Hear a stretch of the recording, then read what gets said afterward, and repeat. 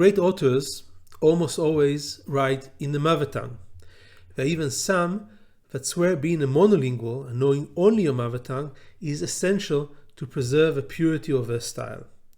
There are a few exceptions, people that manage to write in several languages in a way that became a masterpiece. So we know about Samuel Beckett, who wrote in French and in English. We know about Vladimir Nabokov, who wrote in Russian and shifted to English, even though he was raised in an almost bilingual family. And we know maybe of the most unique story, that of Joseph Conrad, who started out in Poland, not knowing any English until relatively late in life, and then became one of the greatest authors that ever was in the English language. But these are exceptions. Usually, people who write well in English were born in an English-speaking country. I always thought about this threat of not being a native English speaker, this problem, this challenge, as something that is very difficult to fight against. But then I remembered something very unique about the country that I come from Israel. In Israel, for many, many decades, the people that dominated the literary scene were people who did not learn Hebrew as children. It was a time in which almost nobody knew Hebrew as a child. Maybe they knew a little bit of traditional religious rites, but not more than that. And most of the people that wrote the books that I read as a child, and especially the translations that were real masterpieces from the great European authors to Hebrew, these people were often polyglots, because it was very common in Jewish families to learn many languages at the same time. So they knew both German and French and English and Spanish and Italian and Hungarian, all these things together. And then at a certain point in life, they learned Hebrew, sometimes very late in life, and they wrote in beautiful Hebrew. And I started to realize that there was something unique about the Hebrew, which was that they used ideas in a variety of forms from the other languages that they knew before they learned Hebrew. And this is exactly what made their Hebrew so rich, so unique, so exotic, so unexpected. Maybe, if you work very, very hard, you can do the same thing in English. So the challenge is not just to become potentially close to a monolingual, potentially close to a native English speaker. The challenge is, as a multilingual, become better than a native English speaker. How can you do that? This is the purpose of this short video. And my name is Shai Dotan. I'm an associate professor of international and public law at the University of Copenhagen Faculty of Law. And the purpose of this series of lectures is to help you improve your English. If you're ready to accept this challenge, writing better than a native speaker, I'm not speaking necessarily about an author that writes fiction for a living. That's a whole new standard. But if you're aiming to be a great non-fiction writer, an academic, or any professional that uses English well, you can definitely aim to get to be better than a native speaker. But to get there, you need to do three things, 3 stages, one after the other. And the stages are: you need to study, you need to adapt, and only then can you revolutionize. So what do I mean by study? I'm not going to survey everything that you need to do to learn the language, but the basics are relatively simple. You need to be able to have a certain level of vocabulary. I put some videos on that, how you build the vocabulary in this series. You need to improve your grammar significantly so that you make fewer and fewer mistakes. You need to read as much as you can in English. I also have a video that explains how you can read more. Here, my rule is quantity trumps quality. I don't want you to focus on trying to read the best text possible. I want you to read all the time. So I want you to read in buses and in the metro and in the train, and I want you to read before you go to sleep, and I want you to read just when you wake up in the morning and before you get out of bed. Every time that you can, read in English. And that's much more important than the subject of the books that you read or the quality of the writing. Later, as you can get better, you can try to manipulate the types of books that you read and try to make them the best to improve your English even more. In addition to that, you need to write a lot. You can't be a good English writer unless you read a lot and write a lot. These are the two main components. You need to write. If you can have an expert that will check your writing, that is excellent. Usually there are several opportunities that you will find throughout your career to do that. So you'll have people that will give you comments, and if you can pay for that because you have extra money, that's great. If not, you ask friends to do it, and you say, I will read your paper, you native English speaker who is my colleague, and give you comments on a substance in return for you giving me comments on the language. And you do this again and again and again for several years. You should read style books. Style books are a very important part of your diet, as great books that are well written, but also there are ways for you to learn the rules. I know some of the books are not that exciting to read fully cover to cover. I'm struggling myself with a book of Steven Pinker, The Sense of Style. The first chapters are beautifully written and great. The other chapters deal with a lot of technical issues, and I read them very carefully, and I try to understand where does a comma belong and where a certain word is appropriate and not another. And the book is full of hundreds of examples, and there are many other books of this kind that are available to you, and you need to read them, because otherwise you will not be able to master all the specific rules. Some people read dictionaries. I'm not able to do that. I think that if you read a lot of good books and a lot of crappy ones, and if you write a lot and try to get some comments on that, in addition to that, you read about the process of writing and how do you structure your style, what are the basic rules of grammar and syntax that you need to know. This will give you the basics. That's the study phase. Now, this is a phase that is absolutely essential. You cannot do without it. Without doing that, you are not even able to try to think about competing with a native English speaker. That's your entry into the club, in a way. So that's, if you're able to do that, you learn the basic rules, you can become a contender for writing in English. And how long will it take to do that? It may take many years. And I emphasize the word many, because sometimes these years turn into decades. You can shorten the time by working with experts that help you. If you have an expert language mentor, this is something that can really help. But if you are doing this on your own, on a limited budget, be prepared that a decade or two are a reasonable amount to spend. So if you start when you're 15, consciously trying to improve your English, and by the age of 35, when you are tenure track or tenured, you are starting to write good books, that's perfectly fine. You will spend the next 40-50 years writing books in perfect English and reap all this investment that you made. First phase, study.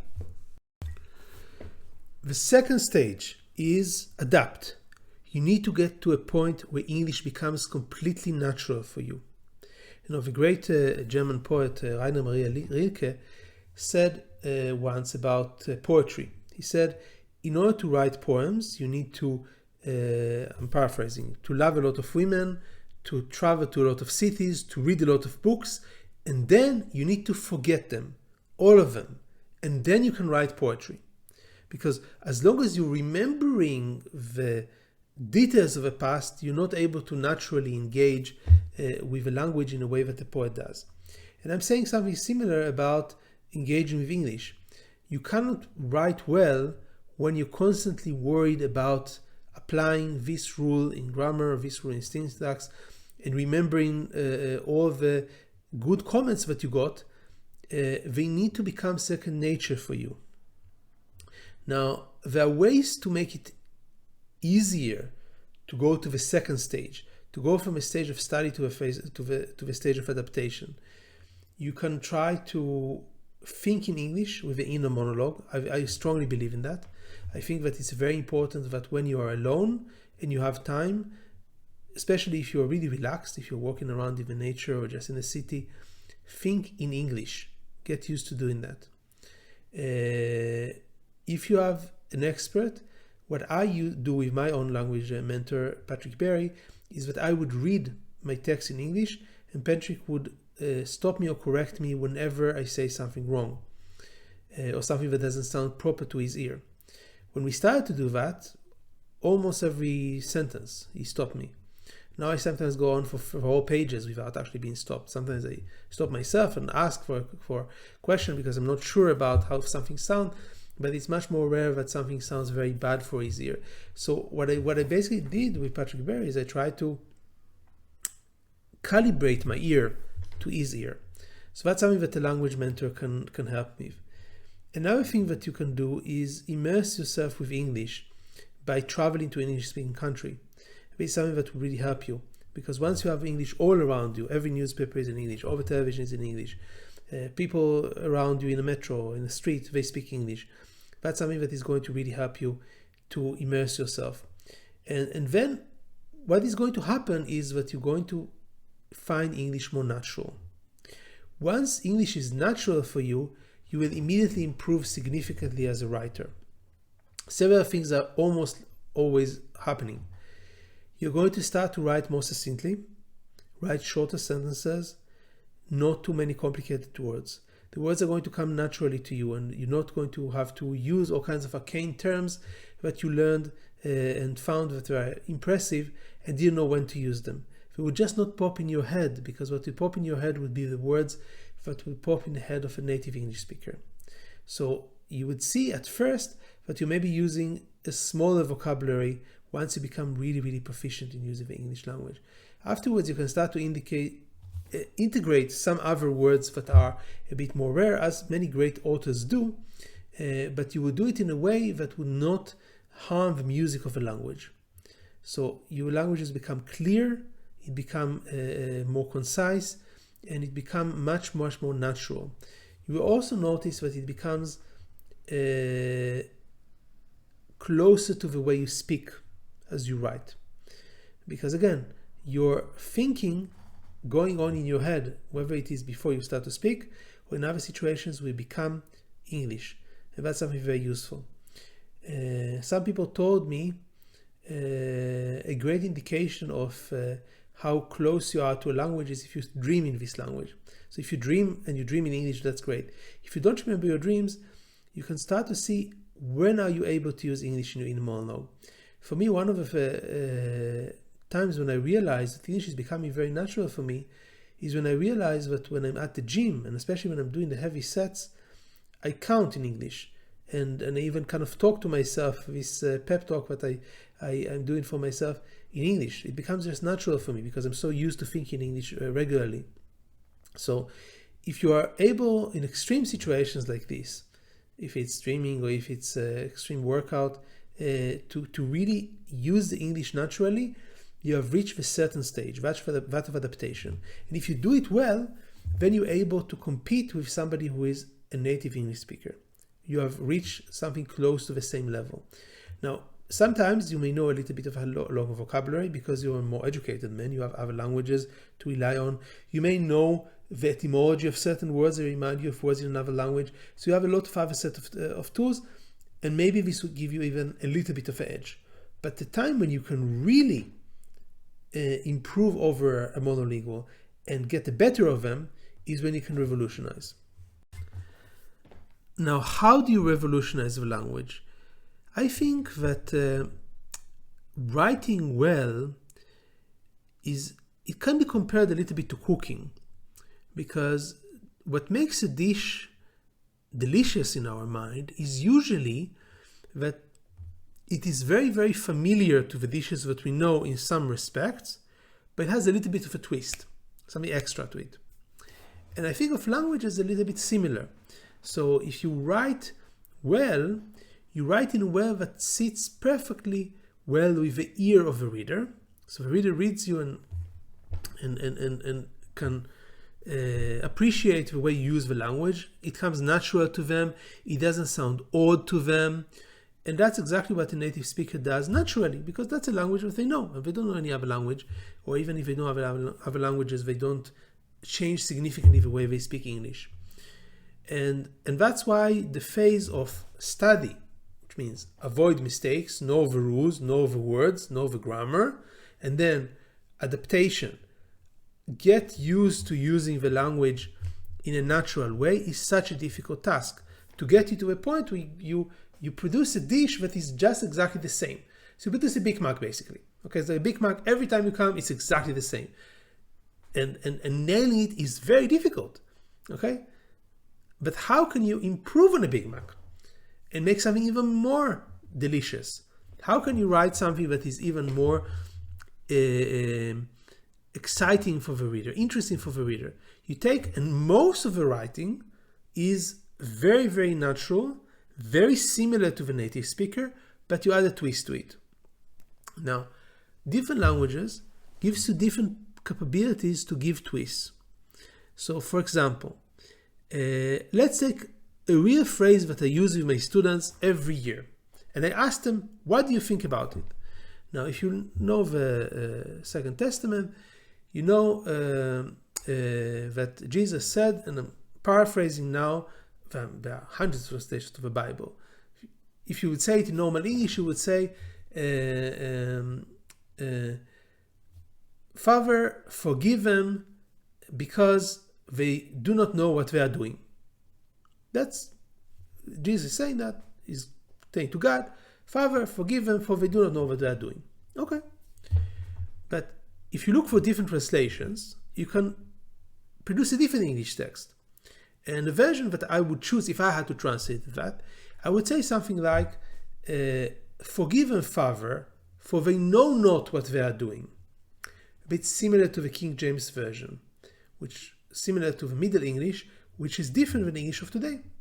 Now, why does it sound, why would I choose these words? For me, Hebrew is my native tongue. And one of the famous prayers that you have is, Slach lanu avinu ki chatanu. Forgive us, Father, for we have sinned. I would say, forgive them, Father.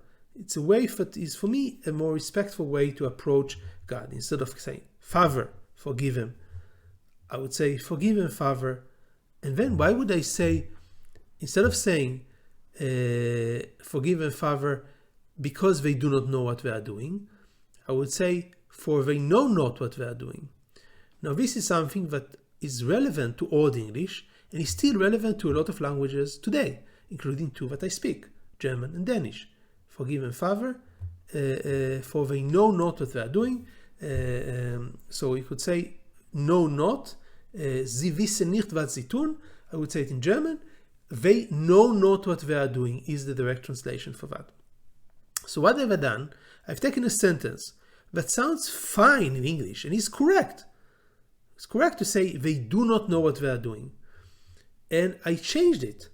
And I say they know not what they are doing, which sounds very similar to the German. But the interesting thing is that for a lot of English speakers, this version, the more exotic version, sounds better.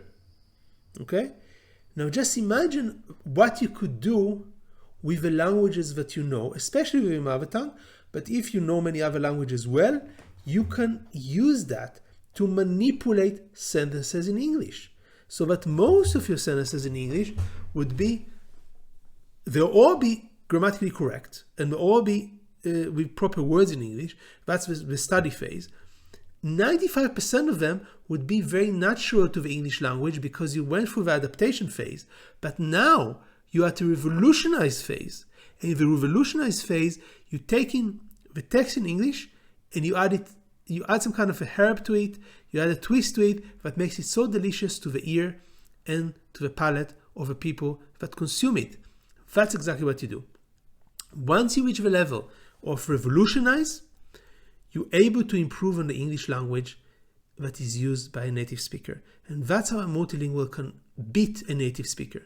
Now, it's what I just said is a very dangerous proposition because the tendency among most students is to jump ahead too fast. So when you're still studying, you're trying to sound like a native speaker, but you're making mistakes because you're just copying the music of the language without actually knowing the rules. First, you need to know the rules. Don't jump over from study to adaptation. And once you're at adaptation, you cannot jump over to revolutionize that easily. You need to be very comfortable with a natural sound of a language first. And a lot of, again, students would make this mistake, but they would try to sound very profound or use tricks from other languages, but it doesn't match well. The tastes don't match well because they are slaughtering the language the way it should be done.